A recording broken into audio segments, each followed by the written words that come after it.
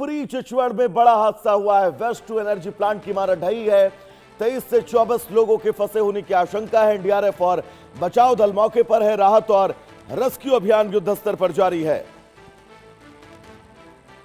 तो महाराष्ट्र के पुणे जिले के पिपरी चिचवड़ से बड़े हादसे की खबर सामने आई है। कचरा डिपो के पास स्थित वेस्ट टू एनर्जी प्लांट की इमारत अचानक भरभरा कर गिर गई, जिससे मौके पर अफरा तफरी मच गई। शुरुआती जानकारी के मुताबिक मलबे में 23 से 24 लोगों के फंसे होने की आशंका है। हादसे की सूचना मिलते ही स्थानीय प्रशासन, दमकल, एनडीआरएफ की टीमें मौके पर हैं और युद्धस्तर पर रेस्क्यू ऑपरेशन चलाया जा रहा है। आपको बता दें, भारी मशीनों से मलबा हटाए जाने की कोशिश जारी है और फंसे लोगों को सुरक्षित निकालने का हर संभव प्रयास किया जा रहा है। फिलहाल हादसे के कारणों का पता नहीं चल पाया है और प्रशासन ने पूरे इलाके को घेर कर अब इस रेस्क्यू ऑपरेशन को शुरू किया है।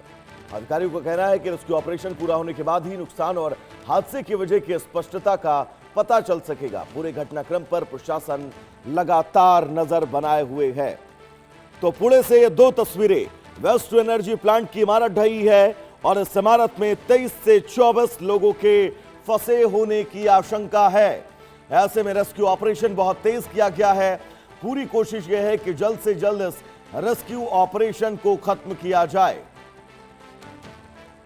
वेस्ट टू एनर्जी का यह प्लांट जिसकी इमारत ढही हो और इस इमारत में 20 से 25 लोगों के फंसे होने की आशंका है, जिसके चलते एनडीआरएफ, एसडीआरएफ, स्थानीय पुलिस, फायर ब्रिगेड के कर्मचारी, तमाम प्रशासनिक अमला यानी कुल मिलाकर पूरी सरकारी मशीनरी झोंक दी गई है इस रेस्क्यू ऑपरेशन में, ताकि इस रेस्क्यू ऑपरेशन को जल्द खत्म किया जाए और इन सभी मजदूरों को सुरक्षित बाहर निकाला जाए।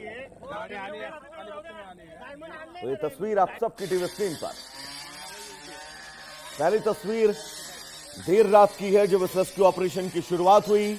अंधेरा था, मुश्किलें बहुत थी, चुनौतियां बहुत थी।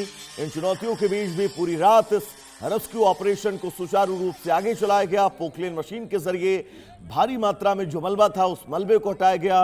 और ये दूसरी तस्वीर सुबह की, 23 से 24 लोग फंसे होने की आशंका है, जिसके चलते अब कटर के जरिए सबसे पहले इस वॉल के सरिये को काटा जा रहा है ताकि इस मलबे को यहां से हटाया जा सके और मजदूरों को सुरक्षित बाहर निकाला जा सके। पूरी रात बीत चुकी है, तो इस रेस्क्यू ऑपरेशन और मजदूरों की जिंदगी को लेकर चिंताएं बहुत सारी हैं, लेकिन फिलहाल इस रेस्क्यू ऑपरेशन में कोशिश यही है कि इन सभी मजदूरों को सुरक्षित बाहर निकाल लिया जाए। दो तस्वीरें आप सबकी टीवी स्क्रीन पर, एनडीआरएफ और बचाव दल इस वक्त स्पॉट पर है।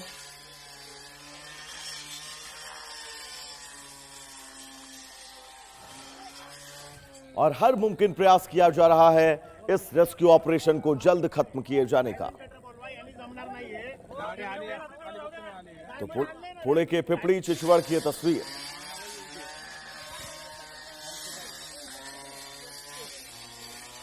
दो तस्वीर आपकी टीवी स्क्रीन पर। इन दो तस्वीरों के जरिए आप समझ सकते हैं इस रेस्क्यू ऑपरेशन में चुनौतियां क्या क्या सामने आ रही हैं। बहुत ज्यादा मलबा है, कूड़े का ढेर है, एक बड़ी सी दीवार है जो दीवार ब्रेक हुई है, इस दीवार के नीचे मजदूर दबे हैं।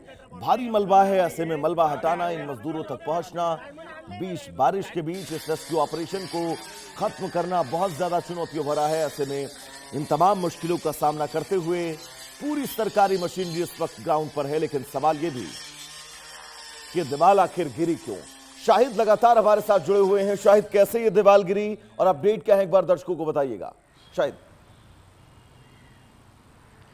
वैभव, आपको मैं बता दूं कि तेज़ बारिश चल रही है पूरे महाराष्ट्र में और इस दौरान जो है जहां पे ये इमारत है, सरकारी इमारत है और यहां पे चूंकि कचरे का अंबार भी बगल में है और तेज़ बारिश हुई है, तो ऐसा बताया ये जा रहा है अब तक कि एक हिस्सा गिरा है और जो गिरने की असल वजह हालांकि अब तक नहीं हो पाई, लेकिन अंदाज जो लगाया जा रहा है, कयास जो लगाया जा रहा है कि कचरे के इस मलबे पे तेज़ बारिश की वजह से जो है, पानी की वजह से इसका लोड ज़्यादा हुआ और मलबे का खासा हिस्सा जो है इस इमारत की तरफ आ गया। काम चल रहा था यहाँ और इस दौरान जो है इमारत का ये हिस्सा गिर गया, जिसमें काफ़ी लोग फंस गए, जबकि 4 लोग उसी दौरान जाए हादसे से ही निकलकर भागने में कामयाब भी हो गए। अब तक की जानकारी में ये बात सामने आई है कि 9 लोग तो निकल गए हैं, 2 लोगों को जो है सरकारी हॉस्पिटल में भर्ती कराया गया है, जबकि बाकी लोगों को जो है प्राइवेट हॉस्पिटल में भर्ती कराया गया है। जानकारी में ये बात सामने आई है कि अभी भी 7 से 8 लोग जो है इसमें फंसे हो सकते हैं।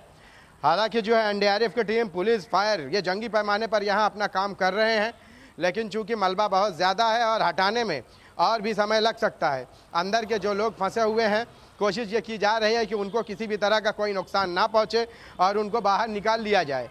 लेकिन कचरे का अंबार और उसके बाद इमारत का मलबा ये बहुत ज़्यादा मात्रा में यहाँ है, बहुत ज़्यादा है। इसको हटाने की कोशिश इस तरह से भी की जा रही है कि मलबे की वजह से किसी को जो है जानी नुकसान किसी का ना हो।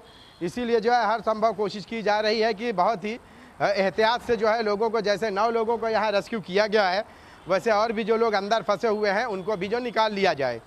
आपको बता दें कि महाराष्ट्र में बीते 5 दिनों में जो बारिश हुई है और बारिश का कहर बरपा हुआ है, उसके लिए जो है मुंबई, पालघर, वसई, रायगढ़, पुणे, रत्नागिरी, श्रीवर्धन और इसके साथ साथ और भी कई कोस्टल इलाके जो हैं, इन सभी जगहों पर पानी की वजह से, तेज़ बारिश की वजह से कहीं इमारतें गिरी तो कहीं जो है दीवार गिरी, कहीं पेड़ गिरे। मुंबई की अगर बात करें तो पूरी मुंबई में 800 से ज़्यादा पेड़ गिर गए हैं और इसकी वजह से तकरीबन 16 लोग जो है मौत के मुंह में चले गए हैं। तो ये हादसा भी जो है इसी बारिश की वजह से हुआ है।